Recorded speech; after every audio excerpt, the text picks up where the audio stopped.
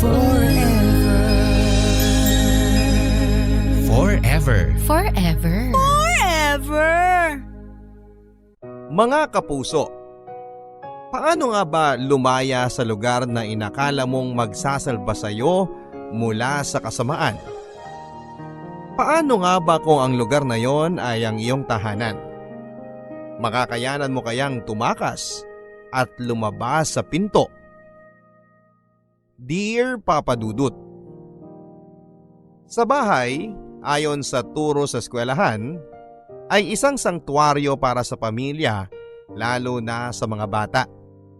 Ito ang nagsisilbing proteksyon nila mula sa gulo at karahasan sa labas. Pero paano nga ba? Kung ito pala ang lagusan patungo sa karahasan, lungkot at pagdurusa. Makakalaya ka pa kaya sa tahanan na sa una ay inakala mong tama? Makakalaya ka pa kaya sa loob ng tahanan na akala mo ay mapoprotektahan ka? Paano ba lumaya? Paano ba makawala? Ako si Josephine at ito ang aking kwento. Ano ba? Sandali lang. Huwag tayong masyadong magalaw. Baka marinig ng anak ko.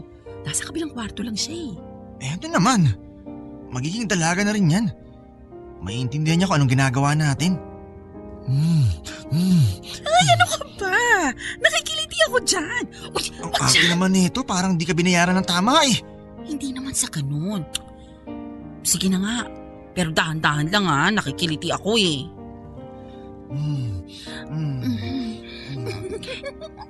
Yan ka na naman eh. Nakikiliti nga ako dyan. Ano ba? Itutuloy ba natin to o hindi? Ibalik mo na lang ang pera ko, tahanap na lang ako ng ibang bayaran. Mama, may kasama po kayo dyan? Ay, wala anak. Binubugaw ko lang yung daga. Nasa kisame kasi. Shoo! Shh! Shh! Pwede po ba ako matulog dyan, Mama? Natatakot kasi ako sa kwarto ko eh. Naku anak, mas nakakatakot dito. May mumu. Oo. Tapos yung yung daga. Baka kagatin ka na lang sa tenga nito. Sige na anak, punta ka na sa kwarto mo. Sige po, Mama. Malaking daga pala ha? Ano ba? Edad 8 pa lamang ako ay mulat na ako sa ganitong klaseng kabuhayan ng aking ina. Oo, binuhay niya ako sa pagbebenta niya ng laman. Hindi raw kasi siya nakapagtapos ng pag-aaral at walang gustong tumanggap sa kanya sa trabaho, kaya dito na lang siya sa madali at kaya akong buhayin. Palibhasa ay wala akong ama na makakasama niya para tulungan siyang buhayin ako. Ni minsan ay hindi namin napag-usapan kung sino ba si Papa. Lagi na lang siyang nag-iiba ng usapan kapag napupunta na kami kay Papa. Pero balita ko, sa ibang kamag-anak namin ay nabuntis daw si Mama ng isang security guard na kapitbahay niya dati. At nung malaman na buntis na ito, agad itong tumakbo. Kaya heto, kaming dalawa na lang ang nasa mundo namin ngayon. Si Mama na ang naging ama at ina ko. Hindi ko man maunawaan ng lubos ang trabaho niya noong bata pa lamang ako. Para sa akin ay wala na itong problema. Kasi sa tuwing may darating na lalaki sa aming maliit na bahay, ayun nagkakapera siya pangbili ng ulam namin sa karinderya o hindi naman kaya ay pambili ng pudpud na lapis na ginagamit ko sa aking pag-aaral. Siguro ay ayos na rin ito para sa akin nung bata pa ako. Yun ang akala ko. Anak, nakatulog ka naman ba kagabi? Opo. Pasensya ka na anak ha kung maingay si Mama kagabi at si Tito Tito. Tito Ray? Hindi, Tito Ron? hindi rin. Sino po ba yung kasama niyo kagabi sa kwarto niyo, Mama? Basta si Tito mo rin yun. Nakalimutan ko na yung tawag sa kanya. Oh, kumain ka na lang ha. Medyo sunog lang yung itlog. Tanggalin mo na lang yung mga nangingitim sa gilid. Mama, bukas pala bibili daw po kami ng bentang makapuno candy ni Ma'am Castro. Kailangan daw bumili para may plus points ako. Anong makapuno candy? pa yung teacher mo na yan, abusado ha. Nung nakaraang buwan, binibentahan ka ng pandikoko na nangangasim na, tapos ngayon naman, candy naman. Susumbong ko na yan sa principal nyo talaga. Nung akala niya, pinupulot ang pera? Wag na po, Mama. Baka po pagalitan ako nun tapos ibagsak ako sa Pilipino eh. Siya, kumain ka na lang dyan. Gagawa ko na lang ng paraan yung candy na yan. Pwede naman po tayong humingi sa mga tito ko, di ba? Sinong tito? Lahat po ng pinapapasok nyo sa kwarto sa gabi, Mama. Di ba lahat yun, tito ko naman yun? Tapos nagbibigay pa sila ng pera sa'yo. Nakikita ko pa nga eh. Hingi na lang po tayo sa kanila, please. Iba-ibang lalaki gabi-gabi ang dinadala ni Mama sa kwarto niya. Iba't ibang kalabog, langit-ngit at halinghing ang nagsisilbing heliko sa gabi. Parang hindi na nga ako sanay na wala akong naririnig na kung anuman sa kwarto niya pagsapit ng gabi. At lahat ng mga lalaking yon ay kailangan kong tawaging tito. Yun ang sabi ni Mama. Hindi ko na nga maalala lahat ng pangalan nila. Hindi ko na rin maalala ang mga mukha nila kasi minsan ko lang silang nakita at hindi na bumalik kahit kailan. May ganong tito ba? Yung mga tito ng mga kaklase ko ay lagi nilang nakikita. Kapitsuran pa nila at dinadalhan sila ng pasalubong at regalo lalo na kapag Pasko. Samantalang yung mga titong pinakilala ni Mama sa akin, kay Mama lang nag-aabot ng pera. Kapag tinatanong ko nga sa kanya noon kung kailan ko ba sila ulit makikita, kahit man lang imbitahan sila sa school namin kapag may program, ay umiiling lagi si Mama. Wala na raw siyang balita. Yung iba naman ay sinasabi niya na nasa ibang bansa na raw. Dumaan lang daw talaga sa kwarto niya para magpaalam ng personal. At dahil nga bata pa ako, naniwala ako.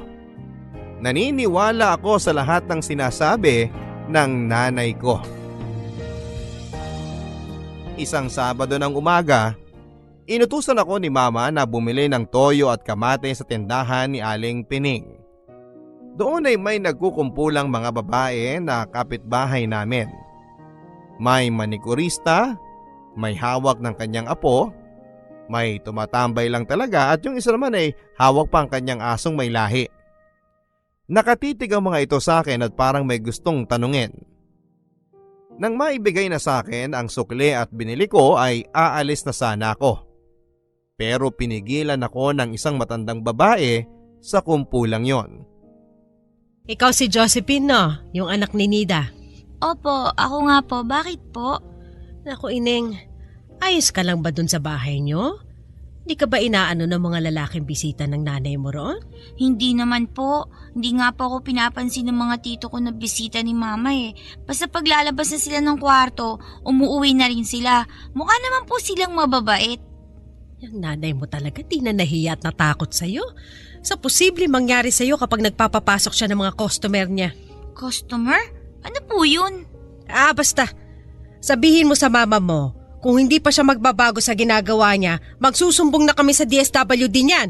Bakit yun naman po gagawin yun eh? Wala naman pong ginagawang masama si Mama. Di mo pa kasi naiintindihan to ngayon. Pero balang araw, Ineng, malalaman mo rin ang totoo. Nagpaalam na ako noon para makaiwas na sa mga ibang sasabihin nila. Habang naglalakad ako ay napansin ko na pinagmamasdan nila ako at inihahatid ng tingin hanggang sa makalayo na ako sa tindahan ni Aling Pining. Nang makauwi ako sa bahay ay inabot ko na kay Mama ang pinabili niya. Sasabihin ko sana kung ano mga sinabi ng matandang babaeng yon sa tindahan kanina pero mas pinili ko na lamang na wag na lang dahil mukhang pag-aawayan lang nila ito. Mabilis na lumipas ang oras. At eto, gabi na naman. Nagising ako sa malakas na pagbukas ng pintuan mula sa kwarto ni Mama. Dinikit ko ang tenga sa plywood na naghahati sa aming kwarto na dalawa. Pilit kong pinakikinggan kung may kasama na naman ba ito. Tama nga ako. Narinig ko na naman ang malalim na boses ng lalaking kasama ni Mama na inuutusan siyang mahigana. Panay ang tawa ni Mama. Mukhang nakainom na naman ito. Narinig ko na lang na binagsak nila ang kanilang mga katawan sa kama. Maingay na kasi at marupok ang kahoy na higaan ni Mama, kaya maririnig mo talaga kapag may nahiga o umupo lang dito. Maingay agad. Sana, sabi ko sa isip ko, bigyan sana si Mama ng pera nung tito na pumasok sa kwarto niya para pampagawa ng kama. Naawa na rin kasi ako kay Mama na laging maingay ang kama niya sa tuwing gabi. Parang hindi komportableng matulog doon. Hindi gaya ng sa akin na walang kahit na anong ingay na ginagawa.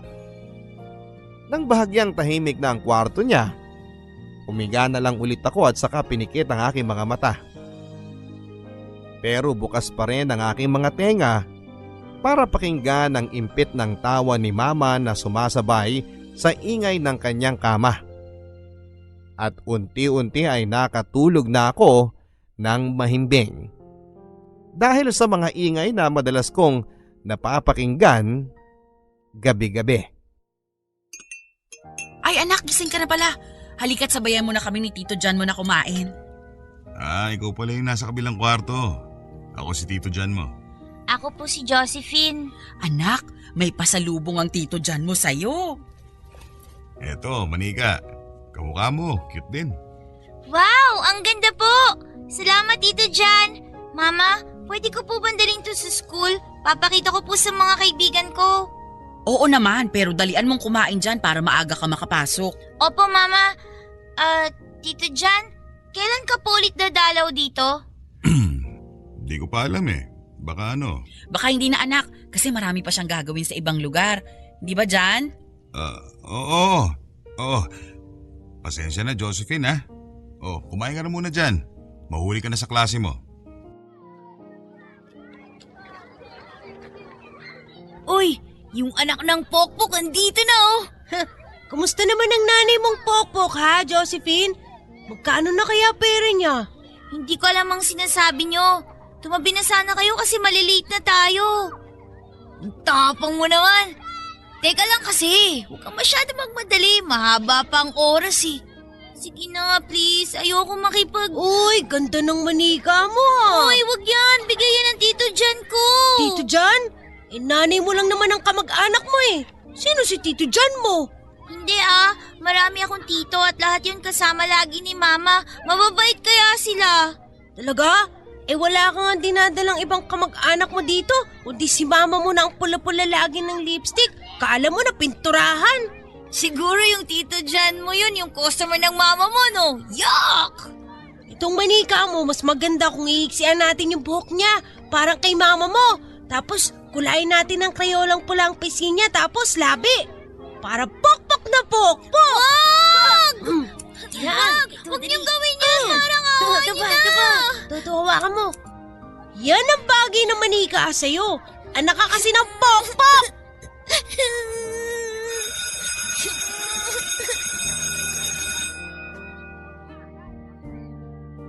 Hindi pa sila nakontento at hinila pa nila ang ulo ng aking manika para kumalas ito sa kanyang katawan.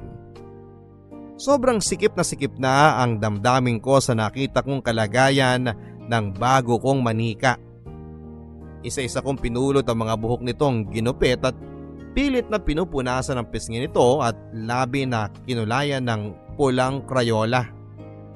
Hindi ko ito matanggal sa aking palad kaya ginamit ko ang aking palda para punasan yon pero hindi pa rin matanggal.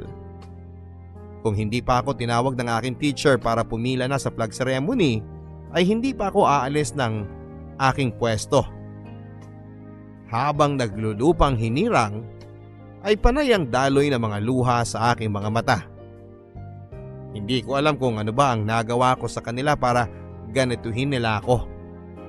Ano bang kasalanan ni Mama para maggalit sila ng ganito? Mga bagay na hindi matanggap at maintindihan ng mura kong isipan. Agad akong umuwi ng bahay matapos ang klase. Hindi ko pa rin mabitawan ang manikang gutay-gutay na. Nasa bulsa ko ang ibang buhok nito na ginupit ng mga kaklase ko. Umaasa ako na baka maremedyohan ko pa ito sa pag-uwi ko. Napakaganda ng manikang ito. Hindi ko pa siya nalalaro at eto na nga lang ang kaibigang meron ako pero sinira pa ng mga mapanghusgang tao. Panay ang tulo ng luha ko noon. Hindi ko mapigilan kahit gustuhin ko.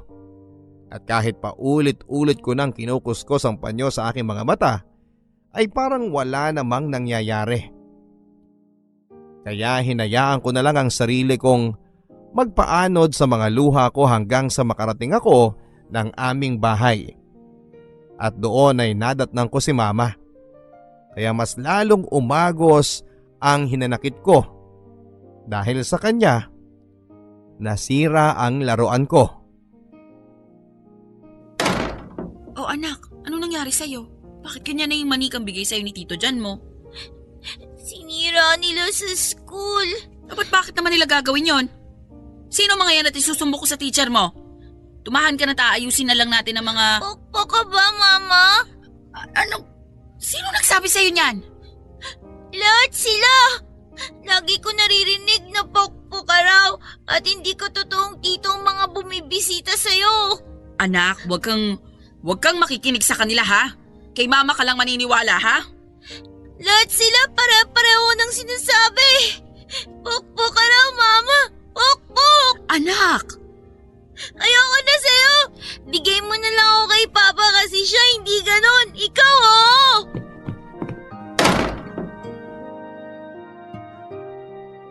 Lumipas ang mga taon at heto, ganap na akong dalaga at hindi na natutuwa sa mga manika. Ganap na akong dalaga at hindi na ako inosente tulad ng dati. Ngayon ay klaro na sa akin lahat-lahat sa mundong ito, lalo na sa mundong ginagalawan namin ni Mama. Alam kong pokpok siya. Ginagamit ang kanyang katawan para magkapera ng mabilisan. At dahil dito sa kaalaman kong ito ay unti-unti na akong napalayo kay Mama. Hindi na kami katulad ng dati. Hindi ko na nga maalala kung kailan yung huling beses na nagsabay kaming kumain sa mesa. O kaya naman ay yung kinumusta niya ako. Lagi ako nagpapahuli sa uwi sa gabi mula sa fast food na pinagtatrabahuhan ko. Diretso kaagad ako sa kwarto pero imbis na makatulog ako ay mas lalo lang ako napupuyat dahil sa mga parokyano ni Mama. Hanggang ngayon, talagang hindi pa rin siya natitigil sa trabaho niyang yon.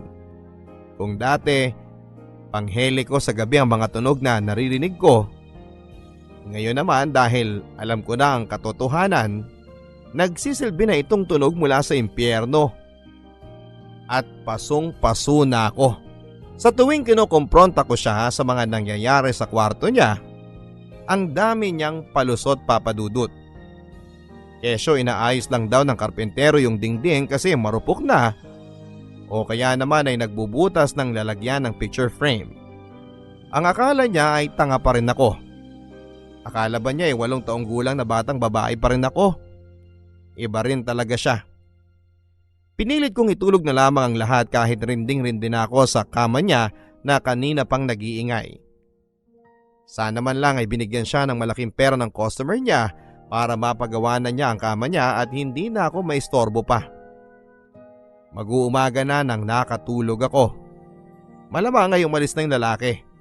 Pero nagulat na lamang ako nang magising ako bandang 9:00 ng umaga nang madatnang ko sila sa hapagkainan. At nang tingnan ko ang lalaki, para akong bumalik sa pagkabata at naalala ko kung sino to. Ang unang customer na pinakilala sa akin ni Mama. Ang unang customer na nagbigay sa akin ng manika at pinaniwalaan kong tito ko siya. Si Tito Jan. Si Jan. Anak, naku, buti gising ka na. Sa tingin mo ba nakatulog ako? Anak, ano kasi, may bisita kasi tayo. Naaalala mo pa naman siya, di ba? Hello Josephine, ang laki mo na. Naaalala mo pa ba? Siya yung nagbigay sa'yo ng manika nung 8 years old ka lang, di ba? Sayang nga lang at nasira agad. Mga impact ng kaklase mo talaga. Huwag yun na pong ipaalala sa akin yon. Tapos na yon. Nakwento nga sa akin ng mama mo yung Josephine huli kami nagkita. Kaya sabi ko, Kapag dadalaw ulit ako sa mama mo, dadalang kita ng mas magandang manika. Ayan! Naku, ang ganda anak. Mas maganda kaysa dun sa nasira. Mas makapal at kulot ang buhok. Blondie! Oh, kunin mo na. Pasalubo ko talaga sa'yo yan. Matagal-tagal din nung huli kita nakita. Sige na anak, kunin mo na. 18 na ho ako. Hindi na ako bata.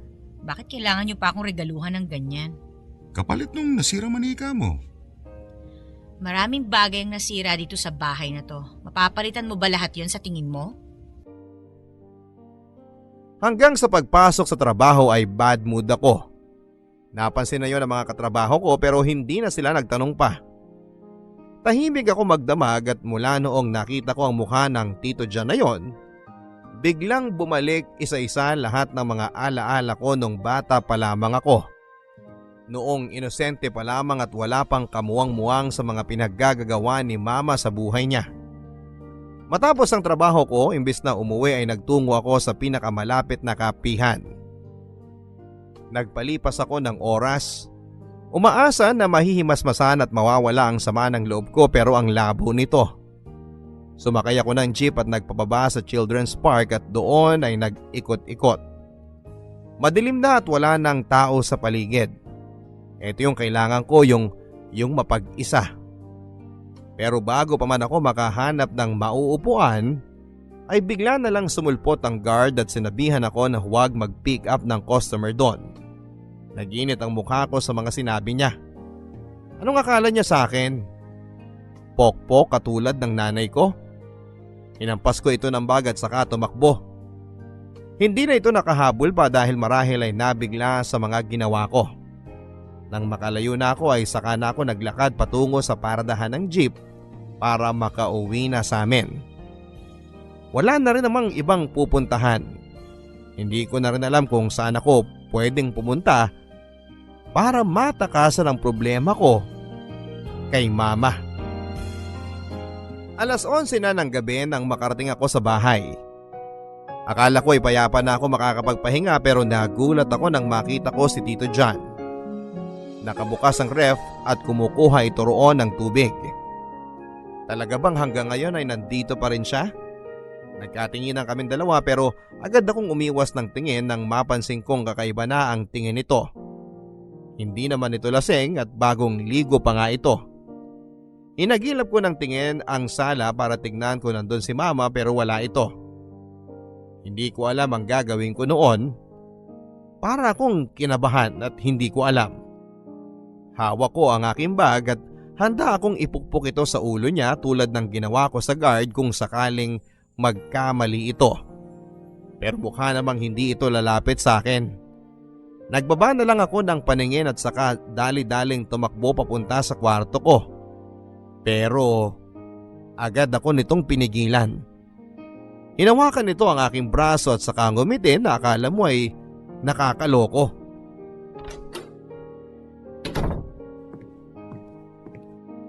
Dalagang-dalaga ka na.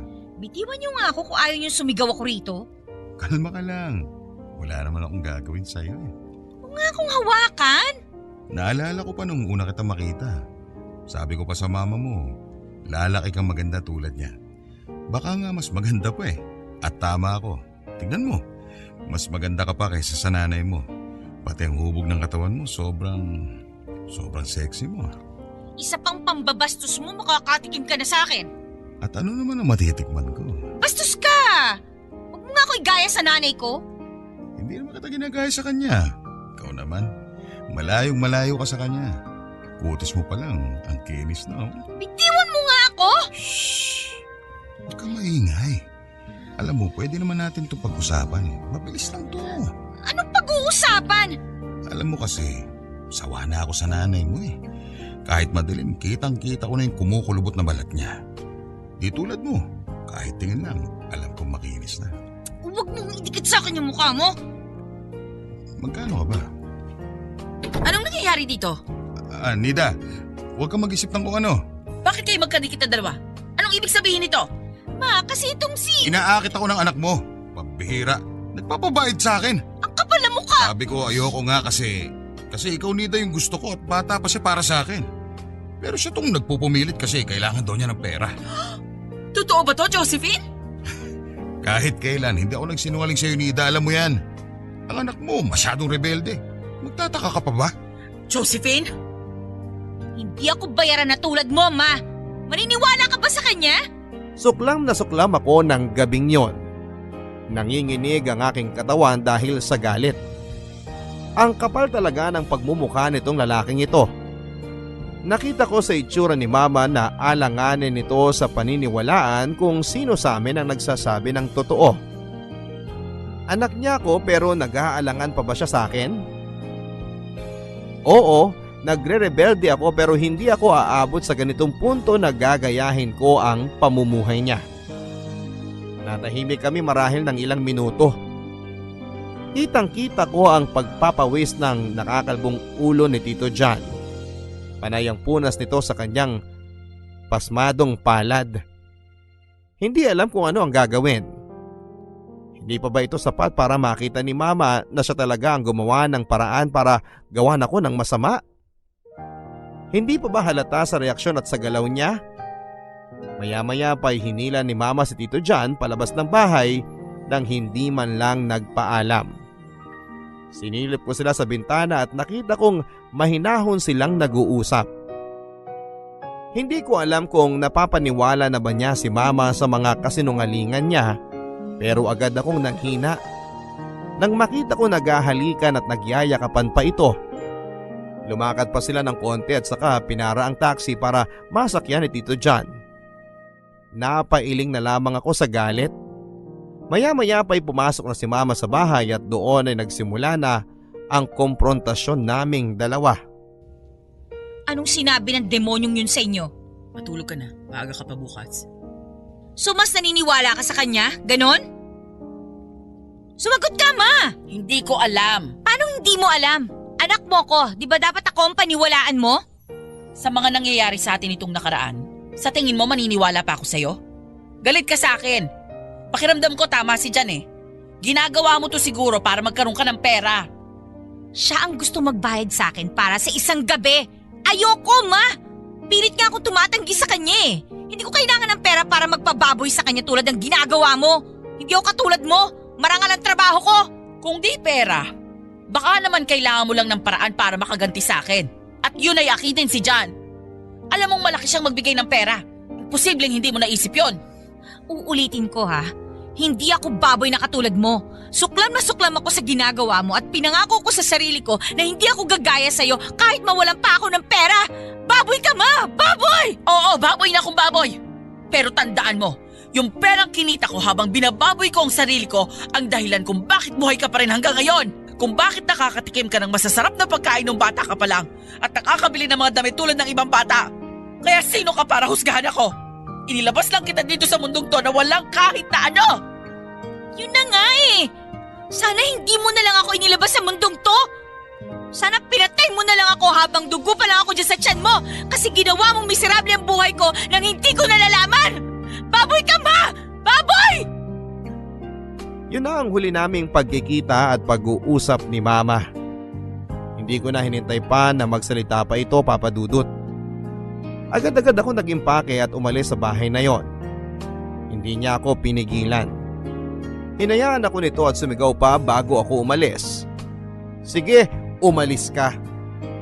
Buti nga yan kesa agawan mo ako ng customer ko sa bahay ko. Mas lalong nag-init ang aking pakiramdam sa sinabi niyang yon na mas lalong naging dahilan para ituloy ko ang aking planong magpakalayo-layo na sa bahay na yon. Yung bahay na naging dahilan para masira ang aking pagkabata. Yung bahay na akala ko'y magiging proteksyon ko at magbibigay sa akin ng saya. Sa huli ay kabaliktaran pala ang lahat-lahat dahil ginawang impyerno ni Mama ang loob ng aming bahay. Na siguro kapag tumagal pa ng konti ay masusunog na ako. Hindi madaling gawin ang lisanin ng ina ko, siya na lang ang pamilya ko. Pero kung ito ang makakabuti para sa akin, ito ang gagawin ko dahil ayokong magpahila sa kanya sa butas ng impyerno. Ako po si Josephine, katulad mo rin ba ang aking kwento? paano ka lalaya ngayon? Naisip mo na ba kung paano? Nagmamahal ang inyong kapuso at kabarangay, Josephine. Forever. Maraming tao ang dadaan sa buhay natin. Ang iba sa kanila ay mabilis na magiging parte ng ating kwento. Pero meron din na nagiging espesyal na para bang tunay na parte na ng ating pamilya. Ikaw kapuso, meron ka bang kaibigan na itinuring mo ng halos tunay na kapatid mo na?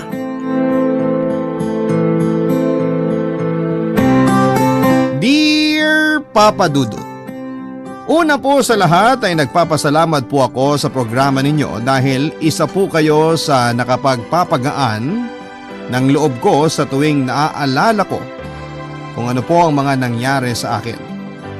Madalas po ay nakaka-relate talaga ako sa mga kwento ng mga kabarangay natin.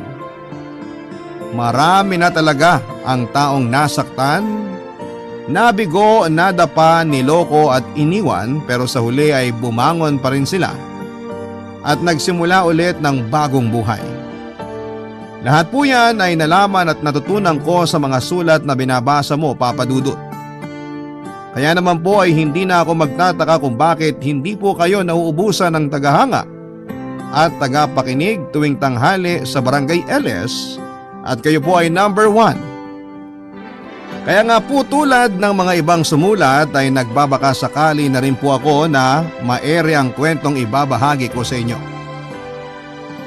Ako po si Lynn, 32 years old, taga-probinsya po talaga ako pero nagtatrabaho po ako ngayon sa Pasig.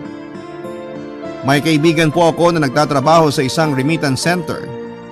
Kaya po nakiusap ako na sabihan ako kaagad kapag kailangan nila ng tao. At gano'n na nga po ang nangyari. At hanggang ngayon po ay doon pa rin ako nagtatrabaho.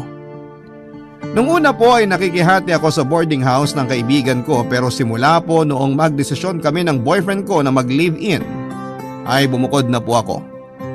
Para noon ay magsama na. Merchandiser po si Jeffrey sa hindi rin naman po kalayuan sa tinutuluyan namin.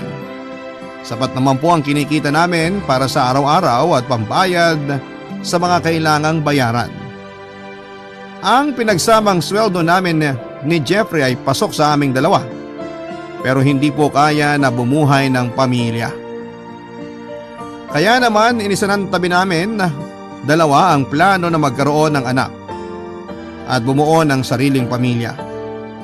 Gusto naman po namin ni Jeffrey na maging mga magulang pero saka na po kapag hindi na alanganin ang kabuhayan namin.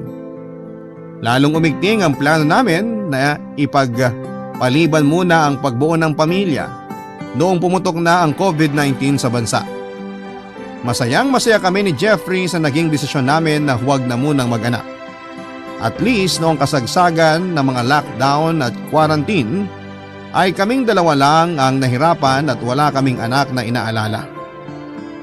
Papa Dudut, bago ipatupad ang lockdown sa bansa noong February 2020 ay nakiusap sa akin ang pinsan ko na kung pwede daw po ay tumuloy muna siya sa bahay habang naghahanap ng trabaho. Alam ko po kasi ang ganong pakiramdam kaya naman po pumayag ako, Papa Dudut.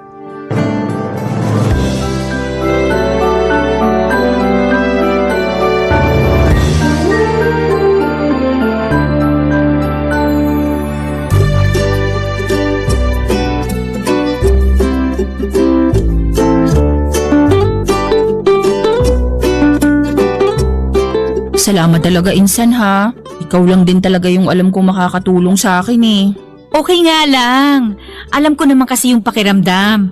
Diyan din naman ako nagsimula eh. Pero promise, pag nakahanap agad ako ng trabaho, lilipat agad ako. Okay lang naman na dito ka muna kasi katulad nga ng ganito, pag day off ko wala akong makausap. Eh si Jeffrey puro laro sa cellphone naman ang inaatupag. Paano ko naman yun makakausap, 'di ba? Pero sana, makahanap din ako ng magiging partner ko na kasing gwapo at macho ng jowa mo. Tapos yung makaka-live-in ko rin. Pero dapat kasing loyal din ni Jeffrey. Kasi naman, ang tsatsaka ng mga lalaki sa probinsya natin. Walang majojowa. Napag-iwanan na tuloy ako ng panahon. Di ba may nanliligaw naman sa'yo sa probinsya? Yak! Ang papangit kaya talaga nila. Tsaka gusto ko naman maka-experience ng taga Maynila. Gusto ko ng macho din katulad ng jowa mo. Hoy, may kapatid ba yan? Pakilala mo naman ako. Si Jeffrey na yung bunso. Babae din yung ate niya kaya wala akong marireto sa'yo. Pero malay mo naman, meron ka ring makilala kapag nakapagtrabaho ka na, di ba? Sana nga. Tapos sana macho. Paano kung gwapo naman pero walang abs? Ay, ayoko. Gusto ko talaga yung macho. Para yung abs pa lang ulam na, ganun. Ay, ano ba yung pinagsasasabi mo dyan? Kunwari ka pa. Huwag kang pa-virgin dyan. Alam mo yung ibig kong sabihin, ano? Imposible namang nagja-jack and Poy lang kayong dalawa ni Jeffrey. Shh, ano ka ba? Hinaan mo nga yung boses mo. Nakakaloka ka. Ang wild mo naman kasi magsalita eh. Bakit? Matanda na tayo. Pwede na tayo mag-usap ng mga ganung bagay. Ay, bigla tuloy ako nakaramdam ng inggit. Gusto ko na rin tuloy magka-jowa as in now na. Baliw! Puro ka talaga kalokohan.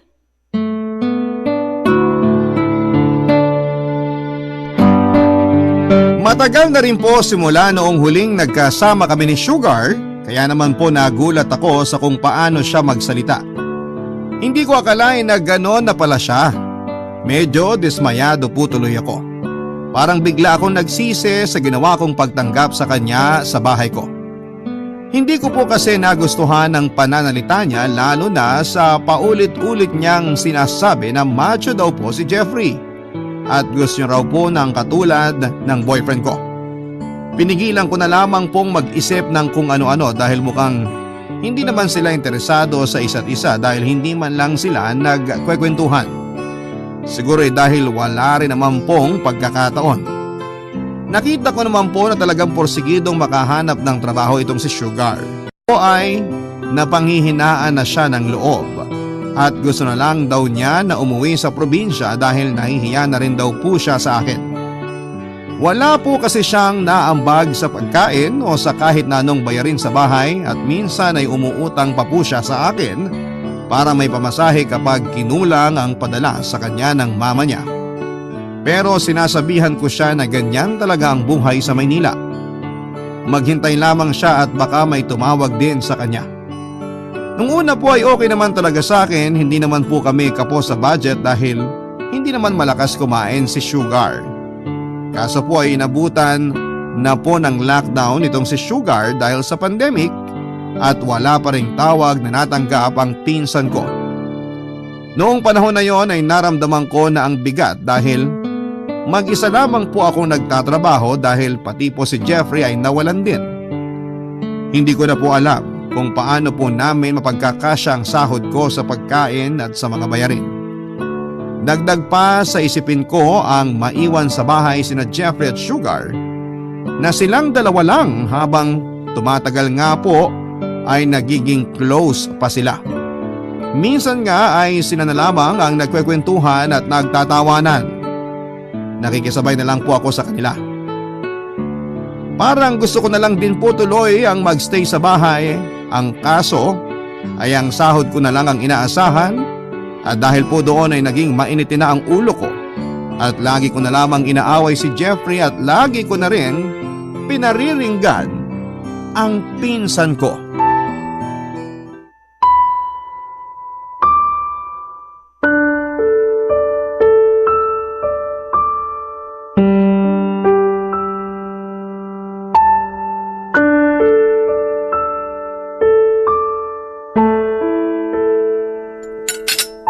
Wow! Dalawa-dalawa pa yung ulam. Parang ang dami nating nagtatrabaho ngayon ah. Sorry insan, tinanong ko kasi si Jeffrey kung anong gusto niya. Sabi niya itlog daw tsaka hotdog. Kaya yun yung niluto ko. Ba't hindi ako ang tinanong mo? Tulog ka pa kasi kanina. So, maaga nagising si Jeffrey? Malaya yun. Samantalang dati, hirap na hirap akong gisingin yan. Ang aga-aga nagaganyan ka.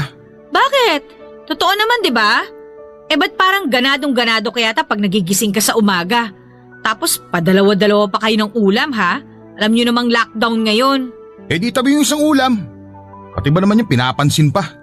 Pati paggising ko ng maaga, bibigyan pa ng ibig sabihin. Malamang, may trabaho ka ba ngayon? Kahit nga may trabaho ka, ang hirap mong gisingin eh. Tapos alam niyo naman ang hirap ng buhay ngayon dahil sa pandemic, may padalawa-dalawa pa kayo ng ulam. Kaya nga itatabi na lang muna yung isang ulam para tumahimik ka na. Salamat sa kape, Sugar. Ay, iba rin. May taga-timpla pa ng kape. Dati ako gumagawa niyan sa'yo ah. Ngayon pinsan ko na. Bakit? Nakasanayan ko kasi tuwing umaga na ipagtimpla ng kape si Jeffrey. Bakit nga? Kasi macho siya? Ano ba naman, Lynn? Nagmamagandang loob lang yung tao, oh. Lahat na lang pinupuno, buhos ko kaya sa itong kape. Ba't ako walang kape? Tsaka ayaw ni Jeffrey ng matapang na kape. Gagawan ko na lang siya ulit. Alam ko na rin yun, sinabi niya yun sa akin. Gusto niya yung maraming creamer, tsaka may asukal. Yung konti lang yung pait tapos matamis. Ay, iba ka rin eh, no? Detailed na detailed pa talaga. Baka naman sa susunod ikaw na yung asawa ni Jeffrey. Uy, wala naman akong ganung intensyon. Sinabi ko na nga, diba? Sinabi niya sa akin na ganun ang gusto niya. Nakasanayan ko lang naman na gawin sa kanya yun. Akala ko kasi macho yung boyfriend ko, kaya mo ginagawa yan. Iniingatan ko lang naman yung sa akin, mahirap. Mabuti kung ganon. Naninigurado lang din naman ako, Sugar. Papa Dudut, hindi po ako kumbinsido sa sinabi ni Sugar, lalo na noong makita ko ang ekspresyon ng mukha ni Jeffrey noong pinansin ko ang pagtitimpla ni Sugar sa kanya ng kape. Pakiramdam ko po ay may tinatago na sila sa akin. Marami po akong naiisip na pwedeng nangyayari sa kanila pero sana'y mali ako. Dahil baka maghanap sila ng matitirhan kahit na lockdown pa.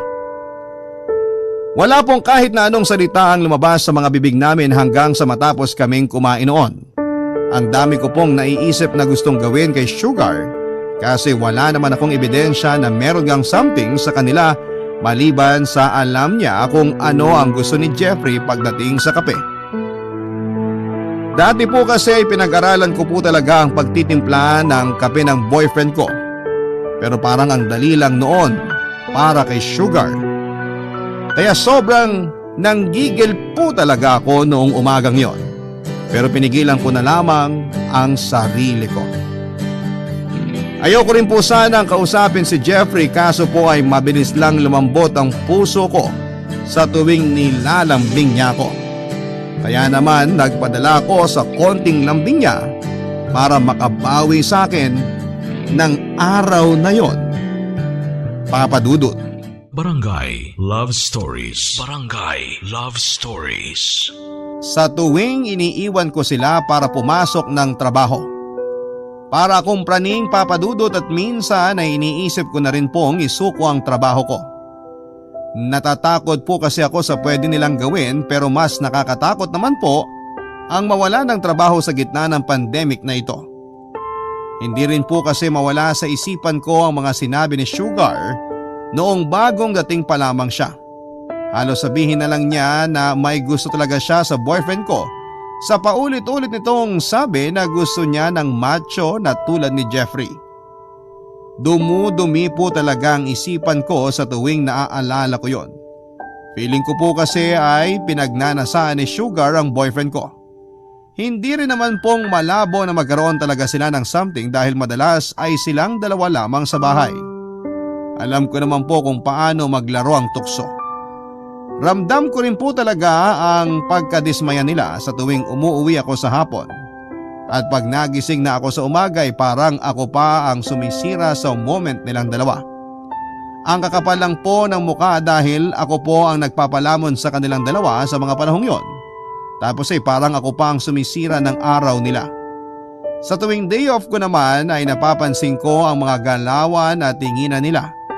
Hindi kasi sila makapag-usap kapag nasa bahay ako dahil alam ni Jeffrey na nagsiselos na ako sa pinsan ko. Pero isang umaga po ay nagtatawanan pa ang dalawa habang nagsasangag ng kanin na natira noong gabi ay bigla po silang tumigil noong maramdaman nilang papalapit na ako sa kusina. Ipagtitimpla ko sana si Jeffrey ng kape, ang kaso po ay inunahan na naman ako ni Sugar. Kaya naman po ay wala na namang tigil ang bunganga ko sa kakaparinig sa kanilang dalawa, Papa Dudut.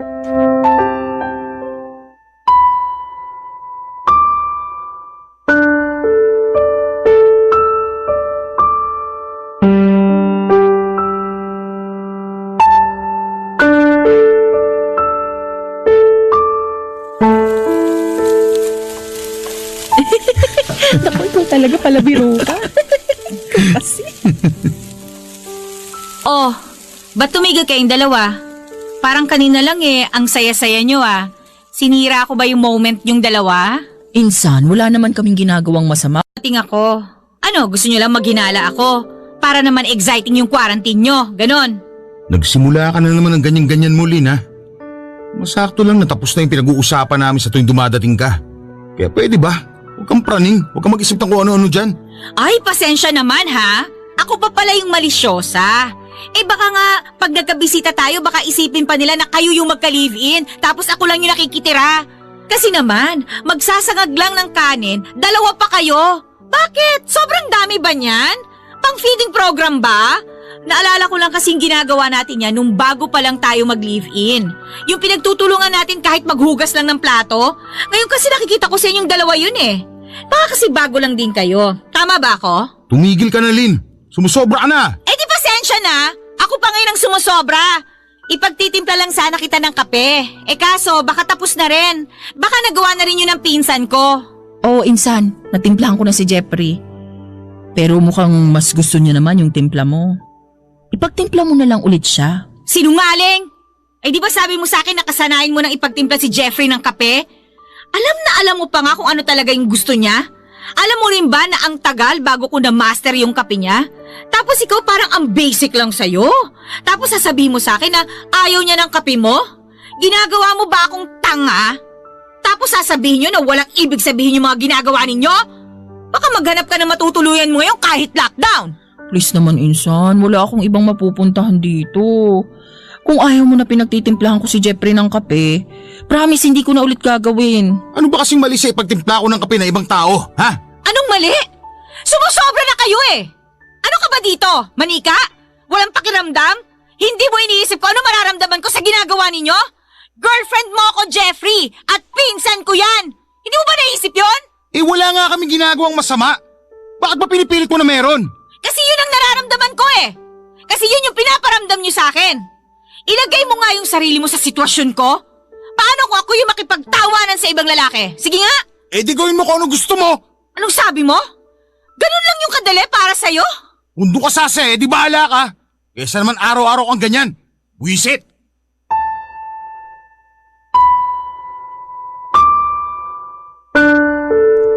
Para po akong binuhusan ng malamig na tubig sa mga sinabi ni Jeffrey, Papa Dudut. Hindi po kaagad ako nakagalaw sa kinakatayuan ko at para na rin po niyang sinabi na okay lang na maghiwalay na kami. Pumasok po ako sa kwarto namin at doon po tuluyang bumagsak ang mga luha ko. Pinagsisihan ko po talaga ang pagtanggap ko kay Sugar. Kung nagdahilan na lang sana ako na hindi siya pwede dito sa bahay, ay sana ay masaya pa rin kaming dalawa ni Jeffrey. Hindi na po ako kumain ng agahan noon at umiyak na lamang po ako ng umiyak hanggang sa makatulog ako at magtatanghali na po noong gisingin ako ng yakap ni Jeffrey. Humingi po siya ng sorry sa akin at nadala lang daw po siya ng galit niya dahil wala naman daw po kasi talaga silang ginagawang masama ni Sugar. Mahal naman daw po niya ako at hindi daw po niya yon magagawa sa akin. Ako lang daw ang pinapangarap niyang makasama sa panghabang buhay. Yan po ang mga salitang nagpalambot na naman ng puso ko, Papa Dudut. Siguro po ay likas na talaga sa mga lalaki ang sabihin ang mga salitang yan kapag nahuhuli sila ng girlfriend nila. Buong araw po noon ay hindi na ako lumabas ng kwarto. Hinahatiran na lamang ako ni Jeffrey ng pagkain at sinasabayan niya rin ako. Sinabi ko rin po kasi na ayoko munang makita si Sugar kahit na pinipilit niyang wala naman talaga silang ginagawang masama. Noong gabing pong yon ay nakatulog ako ng maaga dahil pagod na rin po ang mga mata ko sa kakaiyak. Pati na rin po ang isipan ko pero nagising po ako Nang bandang mag-aalas 11 ng gabi sa nakita ko po na nawala si Jeffrey sa tabi ko. Lumabas po ako ng kwarto ng dahan-dahan at dumiretso po ako sa kwarto ni Sugar at doon po ay rinig ko na sinusuyo niya rin ang pinsan ko dahil nagtatampo daw po siya kay Jeffrey. Kitang-kita ko ang pagyakap ni Jeffrey sa kanya sa mga oras na yon. Ay wala na silang madidinay kaya naman inilabas ko na ang lahat ng galit ko sa paghila ko ng buhok ni Sugar. At noon ay halos isubsob ko na ang mukha niya sa sahig, Papa Dudut.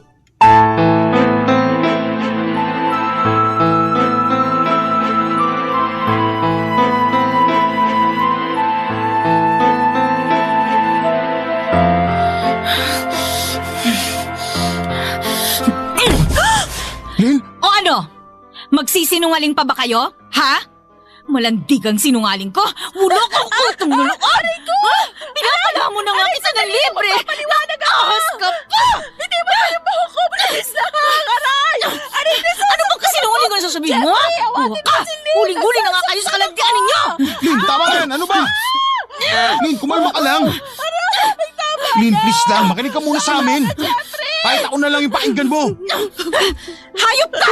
Isa ka pa! Napakasinungaling mo! Ano mo nagawa sa akin to, ha? Kaya nga magpapaliwanag ako eh!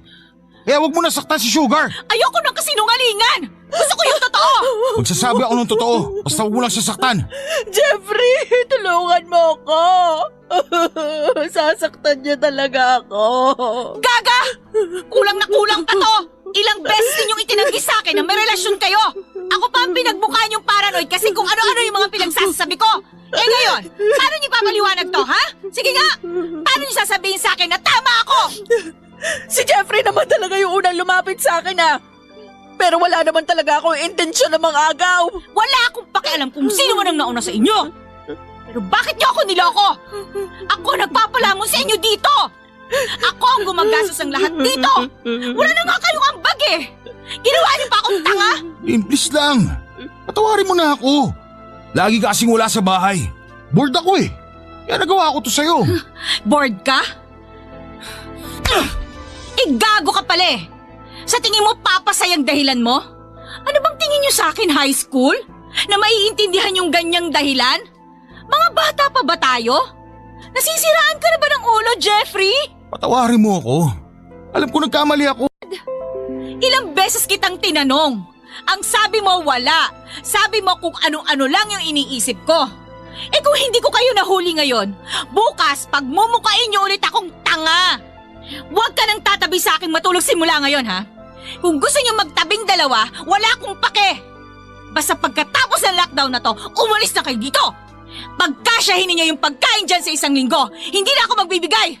At pagkatapos lumayas na kayo. Paano naman ako? Wala naman akong ibang mapupuntahan. Wala akong paki sa'yo kahit saan ka pa mapadpad. Malalaman din tong ginawa mo sa probinsya.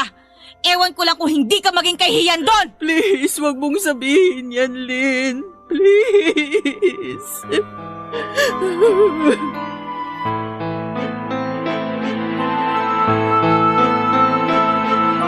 Papa Dudut, naging mabait pa po ako noong panahong yon dahil hinayaan ko pa silang magstay sa bahay ng 1 linggo hanggang matapos ang lockdown. Pinilit kong makumbinse ang sarili ko na paabutin ang 1 linggo dahil kahit po nasa trabaho ako ay gigil na gigil pa rin po ako sa tuwing naaalala ko yung ginawa nila sa akin. Lalo na po sa tuwing nag-iisip ako kung ano kaya ang ginagawa nila sa bahay habang ako ay nagtatrabaho sa gitna ng pandemic. Ilang beses po ulit akong sinubukang suyuin ni Jeffrey pero sa pagkakataong yon ay bigo na po siyang mapalambot ang puso ko. Para tuloy akong reyna sa bahay noon dahil gigising ako ay may pagkain na. Ganon din sa pag-uwi ko at meron din akong tagahugas ng kinainan ko at tagalinis ng bahay. Grabe na siguro ang kapal ng mukha nila kung ako pa rin ang gagawa noon para sa kanila, Papa Dudut. Barangay Love Stories. Barangay Love Stories. Papa Dudut, ng mga panahong yon ay para po silang mga manika sa bahay. Halos hindi na sila gumagalaw sa tuwing nasa bahay ako. Wala ring salita ang maririnig sa bahay noon. Para na lamang silang hangin sa akin dahil kahit may kumausap sa akin ay hindi ko na pinapansin. Atat na rin po ako na matapos ang ECQ noon at nananalangin ako na sana ay hindi na extended pa dahil hindi ko na kaya pang tumagal ng isa pang linggo kasama sila. Hindi naman po ganun kadali ang mag-move on kaya po sinisilip ko pa rin si Jeffrey sa may sala. Kunwari po ay magbabanyo lamang ako pero gusto ko lang malaman kung okay lang ba siya. Pinigilan ko po ang sarili ko na maawa sa kanya. Dapat lang naman po yun. Hindi na rin siya nakakapasok sa kwarto namin dahil inilabas ko na lahat sa sala ang mga gamit niya. Maayos naman po si Jeffrey sa mga gamit niya kaya inayos niya rin po kaagad ang mga yon. Noong gabing hinagis ko lahat sa sala ang damit niya. Hindi ko na rin po pinapansin si Sugar kaya sa tuwing nagpapadala ang nanay niya ay inilalagay ko yon sa ibabaw ng ref namin. Sa akin po kasi dinadaan ng nanay niya ang mga padala nito dahil nagtatrabaho naman ako sa remittance center. Mahirap ang buhay sa probinsya kaya baka maisumpa siya ng pamilya niya kung malaman sa probinsya kung ano ang ginagawa niya sa akin.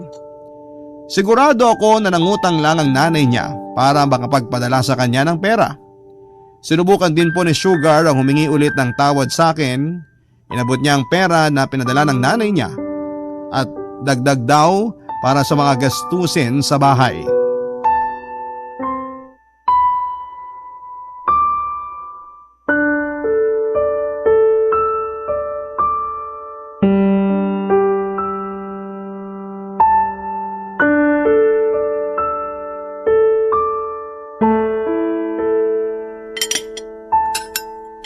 Lynn, idagdag mo na lang sa gastusin dito sa bahay yung pinadala ni nanay.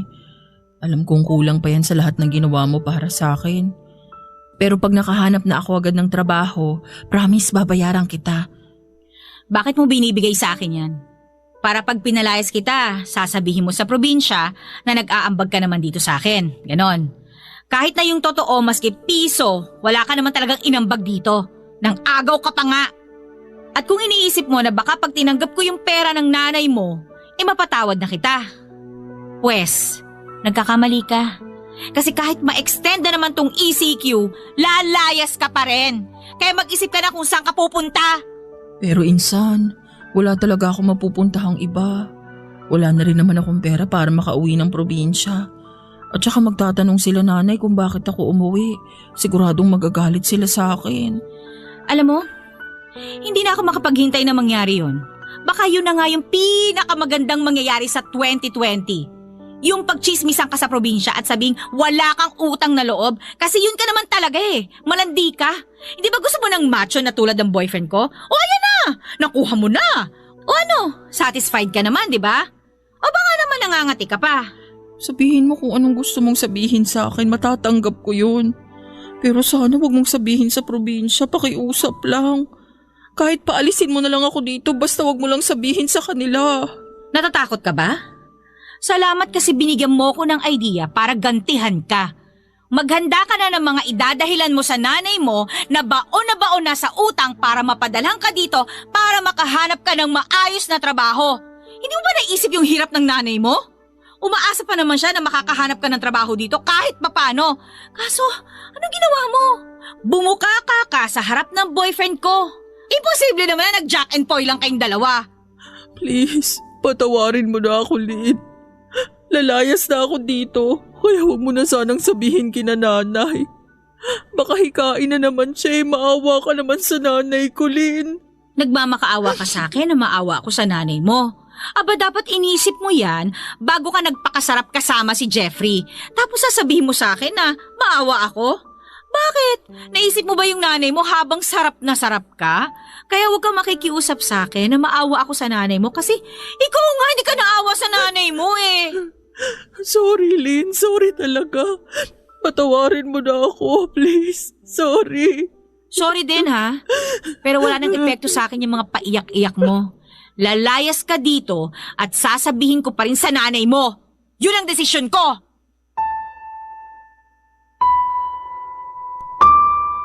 Iniwan ko po siya na umiiyak ng gabing yon sa lamesa, Papa Dudut. Alam kong narinig din ni Jeffrey ang mga pinag-usapan namin ni Sugar dahil nasa sala lang naman siya noon. Hindi rin naman po talaga ako masamang tao, nasaktan ako dahil niloko ako at paulit-ulit akong pinagmukhang tanga. Kaya sa tingin ko noon ay magiging patas kami ni Sugar kung isusumbong ko siya sa nanay niya at yun nga po ang ginawa ko. Sinabi ko sa mga kamag-anak namin sa probinsya kung ano ang ginawa sa akin ni Sugar. Tinis ko po ang makonsensya dahil mahirap po ngayon ang lumabas at pumunta ng ospital dahil sa pandemic. Minsan po ay nalulungkot ako sa ginawa ko, mabait po sa akin ang nanay ni Sugar. Masikaso po ang tiyaheng kong yon at masipag. Lahat po ng pagsusuporta ay gagawin niya talaga para sa anak niya kaya alam ko rin po na madidismaya ito ng sobra kapag nalaman niya kung ano ang ginawa ng anak niya. Natapos na nga po ang ECQ at pwede nang bumalik sa trabaho si Jeffrey, ilang beses niya pa rin sinubukan na suyuin ako pero nagmatigas pa rin ako. Buo na po ang desisyon kong palayasin silang dalawa. Wala na rin po akong pake kung kung mag-live-in na lamang silang dalawa dahil wala naman talagang mapupuntahan si Sugar kapag pinalayas ko siya. Kaya sa palagay ko po ay ganun talaga ang gagawin nilang dalawa. Nung unang araw po ni Jeffrey na makabalik sa trabaho ay yun din ang huling araw niya sa bahay namin. Inabutan niya pa ako na hinahagis ang mga gamit niya sa labas ng bahay namin.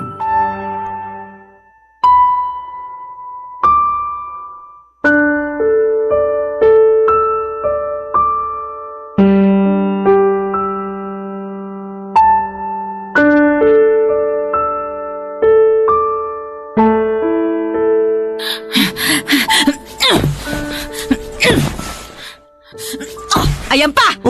Oh, yan! Ba't mo hinagis yung mga gamit ko dito sa labas, Lynn? Teka! Mabuti naman at nandito ka na. Nagtatanong ka pa? O di ba ito yung usapan? Pagtapos na ang lockdown, lalayas na kayo dito. Tsaka wala na rin akong ipapalamon sa inyo, no? Hindi ko naman kailangan ng manloloko at sinungaling dito sa bahay. Lalo na yung mga walang utang na loob. Pero hindi mo naman kailangan ihagis yung mga gamit ko dito sa labas. Hindi ka ba nahihiya sa mga kapitbahay natin?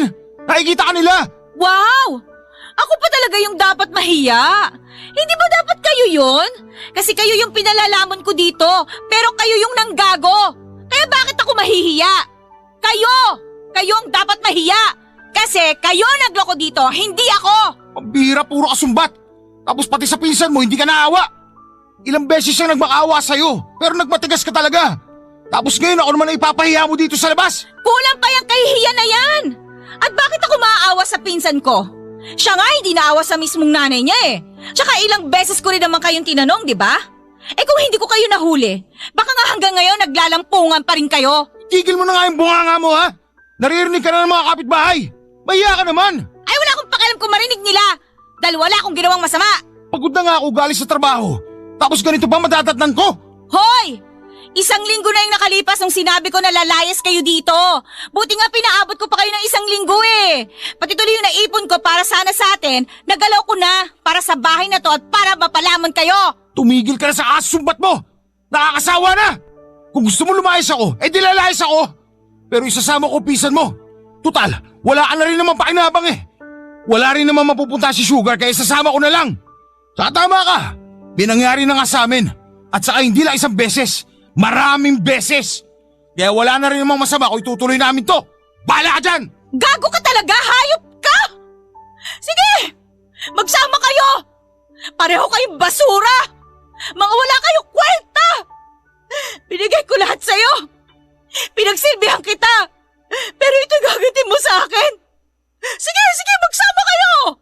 Umalis na kayo! Umalis na kayo ngayon din! Alis! Hayop!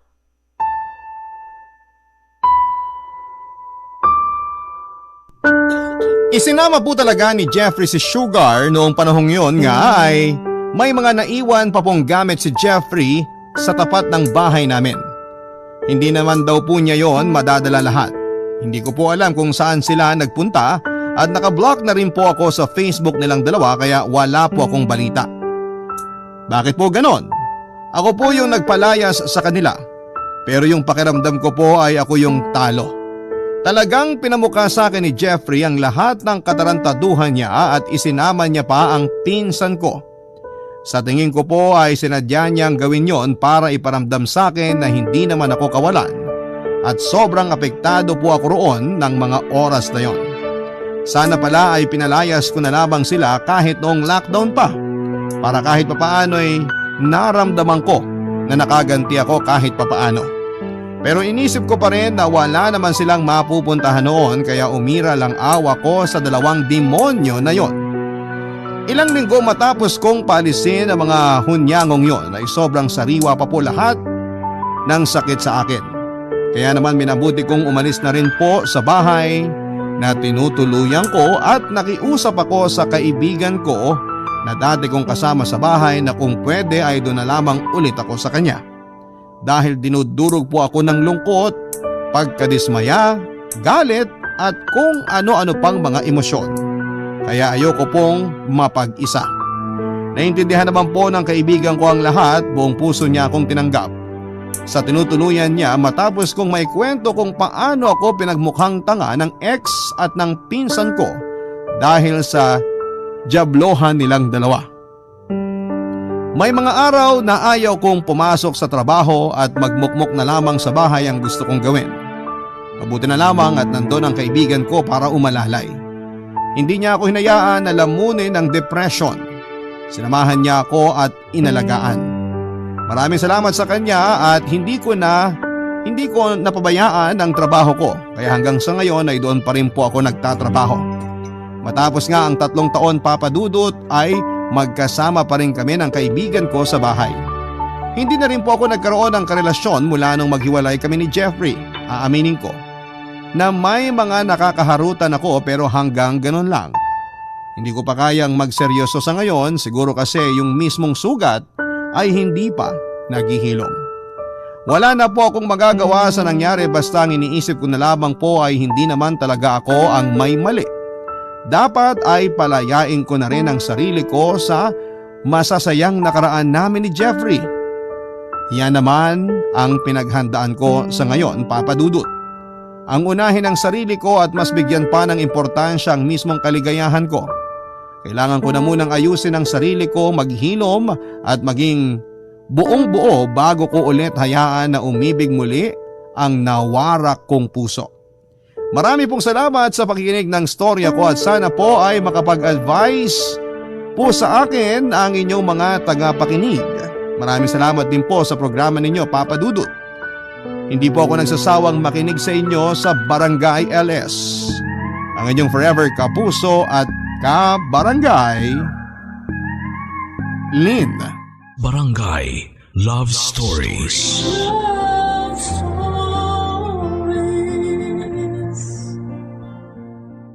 Barangay LS 97.1. 97.1. Number 1. Forever!